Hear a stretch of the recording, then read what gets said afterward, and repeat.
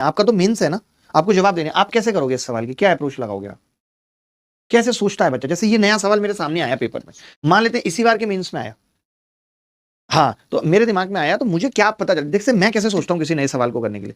मैंने इतना समझा कि यार 2a + b और इक्वेशन तो मुझे यहाँ पे ये दे रखी है, यानी मुझे एक बात तो समझ में आ गई कि अगर मैं इसका स्क्वायर यानी कि 4a² प्लस 4ab और प्लस b² भी निकाल देता हूं तो बात बन जाएगी। ऐसे ही सोचते हैं आप। बताओ, अगर मुझे ये मिल जाए कि 4a² plus 4ab plus b², अगर मुझे ये मिल जाए तो बात बन जाएगी। ऐसे तो मैं सोचूंगा, ठीक है।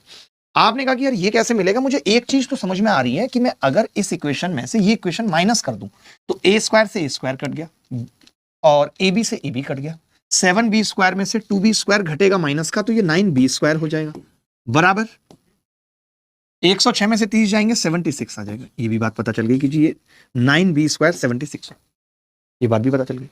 अब एक बच्चा बोला कि जी अगर 4a² आपको चाहिए ही, आप इसके बिना जी नहीं सकते, तो आप इन दोनों में से किसी एक इक्वेशन को 4 से गुणा कर लो।